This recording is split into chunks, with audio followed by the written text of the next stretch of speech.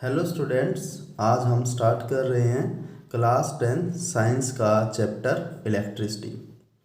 तो electricity chapter को start करने से पहले हम यहाँ पर कुछ बेसिक टर्म्स को पढ़ेंगे जो कहाँ पे यूज होती हैं इलेक्ट्रिसिटी वाले चैप्टर में। तो फर्स्ट है करंट इलेक्ट्रिसिटी। तो करंट इलेक्ट्रिसिटी क्या है? साइंस की वो ब्रांच है जो हमें किसके बारे में स्टडी कराती है? चार्जेज इन मोशन, कि जो चार्ज मोशन में होंगे तो अगर वहाँ पे क्या फ्लो करेगा? इलेक्ट्रिक करंट, और उस ब्रांच को हम क्या बोलते हैं? Current electricity. नेक्स्ट है एटम। एटम क्या होता है? मैटर के स्मॉलेस्ट पार्टिकल को क्या बोलते हैं? एटम। और इस एटम के अंदर 3 टाइप्स के पार्टिकल्स प्रेजेंट होते हैं। वे 3 टाइप्स के पार्टिकल्स हैं इलेक्ट्रॉन, प्रोटॉन एंड न्यूट्रॉन। तो एटम के अंदर 3 टाइप्स के पार्टिकल्स होते हैं electron, proton and neutrons. Electrons पे जो चार्ज होता है वो -1 होता है, प्रोटॉन पे जो चार्ज होता है वो +1 होता है, और न्यूट्रॉन पे क्या होता है? No charge. और जिस पे नो चार्ज होता है उसे क्या बोलते हैं? न्यूट्रल। तो न्यूट्रॉन यहाँ पे क्या होता है? न्यूट्रल होता है। नेक्स्ट है वैलेंस सेल। कि वैलेंस सेल क्या है? किसी एटम के अंदर जो आउटर मोस्ट सेल होती है उसे हम क्या बोलते हैं? वैलेंस सेल बोलते हैं। क्योंकि इलेक्ट्रिसिटी या इलेक्ट्रिक करंट किसकी वजह से फ्लो करता है? आउटर मोस्ट सेल या वैलेंस इलेक्ट्रॉन की वजह से। अब इस वैलेंस सेल के अंदर जो इलेक्ट्रॉन प्रेजेंट होते हैं उसे हम बोलते हैं वैलेंस इलेक्ट्रॉन्स। क्योंकि जो इलेक्ट्रिक करंट है वो फ्लो करता है किसी मेटल या कंडक्टर में, वो किसकी वजह से फ्लो करता है? फ्री वैलेंस इलेक्ट्रॉन की वजह से क्या करता है? फ्लो करता है। नेक्स्ट है atomic number and mass number. तो एटॉमिक नंबर क्या होता है? किसी भी एटम से रिलेटेड होती है 2 term, atomic number and mass number. मान लो यहाँ पे कोई एटम है जिसको हम रिप्रेजेंट कर रहे हैं x से, तो एटॉमिक नंबर यहाँ पे लिखा होता है एटॉमिक नंबर, और मास नंबर कहाँ पे लिखा होता है? हेड पे। तो यहाँ पे क्या है? Mass number. अब है कि जो एटॉमिक नंबर है उसका क्या सिग्निफिकेंस है, क्या इंपॉर्टेंस है, और मास नंबर जो है उसकी क्या इंपॉर्टेंस है। तो एटॉमिक नंबर को हम रिप्रेजेंट करते हैं एटॉमिक नंबर को Z से, और एटॉमिक नंबर हमें क्या बताता है कि कितने इलेक्ट्रॉन्स होंगे और कितने प्रोटॉन्स होंगे। तो atomic number is equal to number of electrons is equal to number of protons. और मास नंबर को हम A से रिप्रेजेंट करते हैं, और मास नंबर क्या होता है? Proton plus neutron. तो हम एटॉमिक नंबर और मास नंबर दोनों से हम क्या निकाल सकते हैं? किसी भी एटम के अंदर इलेक्ट्रॉन, प्रोटॉन और न्यूट्रॉन कितने प्रेजेंट होंगे। फॉर एग्जांपल हम यहाँ पे एग्जांपल ले सकते हैं। हमने यहाँ पे एग्जांपल लिया सोडियम का, तो हमने यहाँ पे एग्जांपल ले लिया सोडियम का। तो यहाँ इसका एटॉमिक नंबर 11 होता है, तो हमने एटॉमिक नंबर को कहाँ पे लिखा है? यहाँ पे। और मास नंबर इसका कितना होता है? 23। तो मास नंबर को हमने लिखा है यहाँ पे। अब इसका एटॉमिक नंबर जो है, एटॉमिक नंबर है 11। अगर इसका एटॉमिक नंबर 11 है तो इसके अंदर जो इलेक्ट्रॉन्स प्रेजेंट होंगे वो कितने होंगे? 11, क्योंकि atomic number is equal to number of electrons. और प्रोटॉन भी कितने होंगे? प्रोटॉन्स भी कितने होंगे? 11। अब है न्यूट्रॉन। इलेक्ट्रॉन 11 है, प्रोटॉन 11 है। नेक्स्ट है न्यूट्रॉन्स। हमारे पास फॉर्मूला है mass number is equal to proton plus neutron.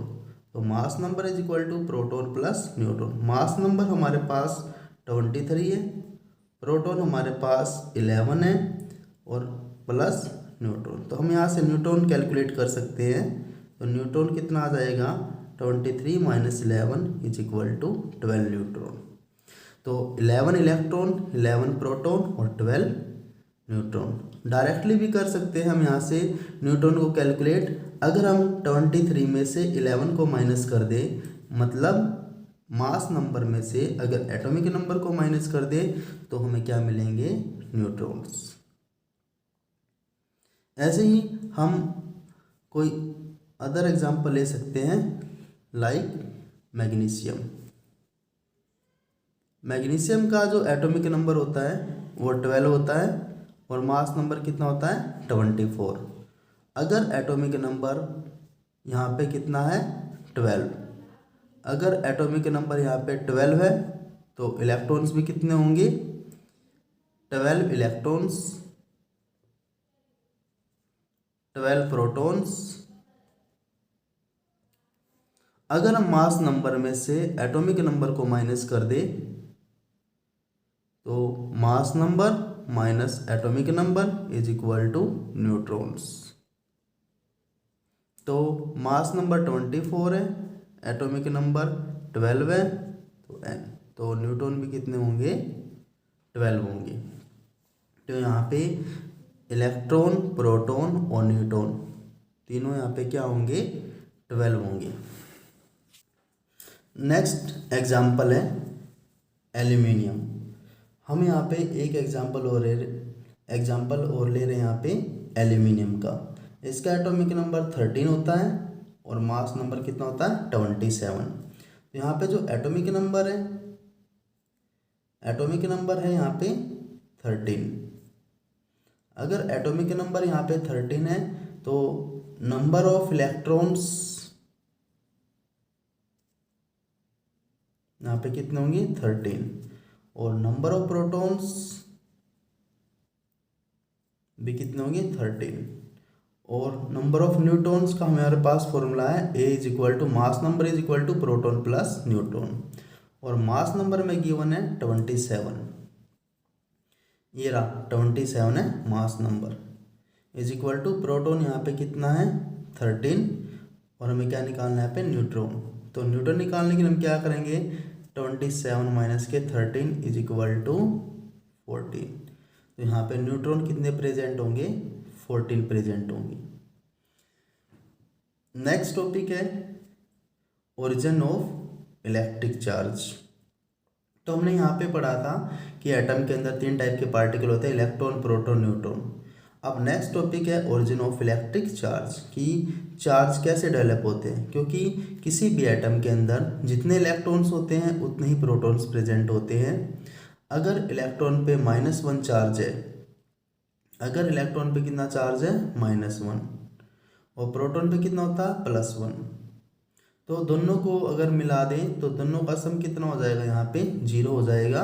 तो एटम हमेशा क्या होता है, न्यूट्रल होता है। तो एटम पे कोई भी चार्ज प्रेजेंट नहीं होता। तो एटम पे चार्ज कब डेवलप होते हैं, तो नेक्स्ट टॉपिक है ओरिजिन ऑफ इलेक्ट्रिक चार्ज। अब जो एटम इलेक्ट्रॉन को क्या करता है, लॉस करता है, जो एटम क्या करता है, इलेक्ट्रॉन को लॉस करता है, वो क्या करता है, पॉजिटिव चार्ज को एक्वायर कर लेता है, और जो इलेक्ट्रॉन को गेन करता है वो किस पे क्या आता है, नेगेटिव चार्ज। तो लॉस करेगा तो पॉजिटिव चार्ज, और जो एटम गेन करता है उस पे क्या आ जाएगा, नेगेटिव चार्ज आ जाएगा। हम यहाँ पे देख सकते हैं कि हमने कोई एटम लिया है, यहाँ पे एटम हमने फर्स्ट एटम ले लिया X, इसका एटॉमिक नंबर हम मान लेते हैं कि इसका एटॉमिक नंबर 7 है। सेकंड एटम हमने ले लिया Y, जिसका एटॉमिक नंबर हमने मान लिया कि यहाँ पे 9 है। अगर यहाँ पे एटॉमिक नंबर 7 है तो इसका मतलब क्या है, यहाँ पे 7 इलेक्ट्रॉन है और 7 प्रोटॉन है। अब एक इलेक्ट्रॉन पे चार्ज होता है वो -1 होता है, तो 7 पे कितना हो गया, -7, और एक प्रोटॉन पे +1 होता है तो 7 प्रोटॉन पे कितना आ जाएगा, +7। तो टोटल चार्ज यहाँ पे कितना हो जाएगा, एटम पे 0। अगर हम बात करते हैं एटम Y की, तो इसका एटॉमिक नंबर 9 है, तो इसमें कितने इलेक्ट्रॉन प्रेजेंट होते हैं, इसके अंदर 9 इलेक्ट्रॉन्स होंगे, जिसकी वजह से -9 इस पे चार्ज इलेक्ट्रॉन की वजह से, और इसके अंदर जो प्रोटॉन होंगे वे प्रोटॉन कितने, 9 है, तो उनकी वजह से कितना आ जाएगा, +9। अब टोटल दोनों के दोनों कहाँ पे प्रेजेंट होते हैं, एटम के अंदर, तो एटम का टोटल चार्ज कितना हो गया, यहाँ पे भी 0। लेकिन अगर एक्स एटम क्या करता है, एक इलेक्ट्रॉन ट्रांसफ़र कर देता है किसको, वाई को, तो जो एक्स के पास कितने इलेक्ट्रॉन होंगे यहाँ पे 6 इलेक्ट्रॉन, तो इसके पास इलेक्ट्रॉन आ जाएंगे 6। लेकिन प्रोटॉन क्या रहेंगे, प्रोटॉन सेम रहेंगे 7। तो 6 इलेक्ट्रॉन की वजह से जो चार्ज आएगा वो -6, प्रोटॉन की वजह से आएगा प्लस के 7, तो टोटल चार्ज एटम पे कितना आ जाएगा +1। ऐसे ही यहाँ पे अगर इसने इलेक्ट्रॉन लॉस किया तो इसने क्या किया, यहाँ पे गेन किया है। तो अब इसके पास जो पहले 9 इलेक्ट्रॉन थे, अब टोटल इलेक्ट्रॉन कितने हो जाएंगे 10, तो चार्ज कितना हो जाएगा -10। लेकिन प्रोटॉन तो सेम ही रहेंगे क्योंकि ट्रांसफ़र क्या हुआ इलेक्ट्रॉन, तो प्रोटॉन कितने रहेंगे 9, तो जिसकी वजह से क्या आ जाएगा +9। तो दोनों का जो सम देखेंगे यहाँ पे क्या आ जाएगा -1। इसका मतलब क्या है, जो इलेक्ट्रॉन को लॉस करता है उस पर पॉजिटिव चार्ज आएगा और जो गेन करता है उस पर क्या आएगा, नेगेटिव चार्ज आएगा। अब है कि जो चार्ज है उस चार्ज को हम किस में मेज़र करते हैं, उसे बोलते हैं यूनिट ऑफ चार्ज। तो यूनिट ऑफ चार्ज की चार्ज को मेज़र करते हैं हम कूलाम में। तो यूनिट ऑफ चार्ज यहाँ पे क्या हो जाएगी, कूलाम। नेक्स्ट टॉपिक है इलेक्ट्रिक करंट, कि इलेक्ट्रिक करंट क्या है।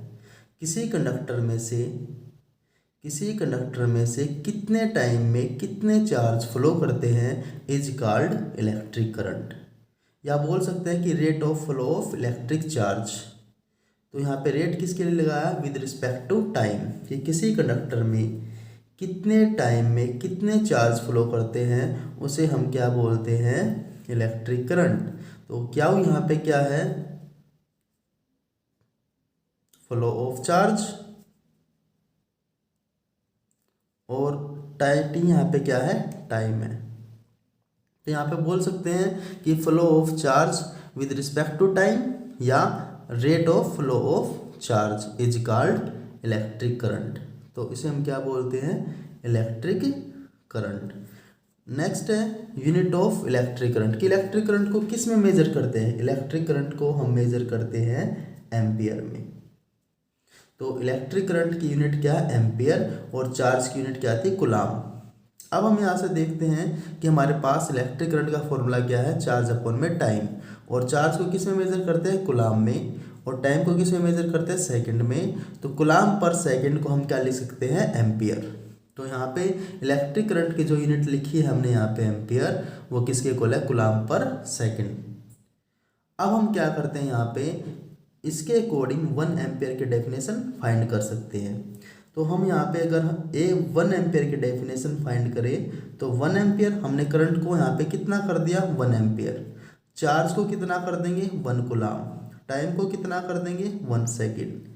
अगर किसी कंडक्टर में 1 सेकेंड में अगर 1 कूलाम चार्ज फ्लो कर जाए तो उसका इलेक्ट्रिक करंट कितना होगा, 1 एम्पियर। तो हम यहाँ से इलेक्ट्रिक जो 1 एम्पियर है उसकी डेफिनेशन फाइंड कर सकते हैं कि the flow of 1 coulomb charge per second through a conductor is said to be 1 ampere current.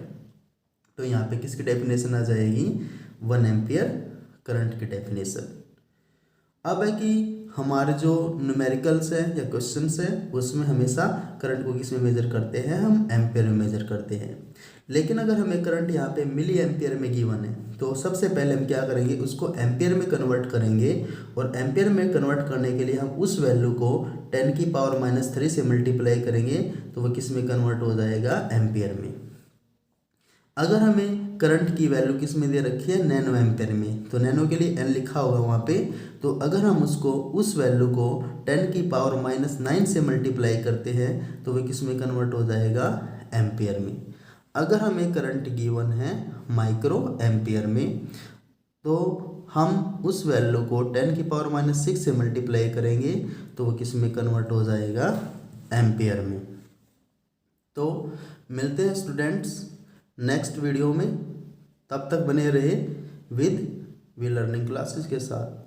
अगर आपको ये वीडियो पसंद आए तो लाइक शेयर एंड सब्सक्राइब जरूर करें ताकि नेक्स्ट वीडियो आपको आसानी से मिलते रहे। Thank you.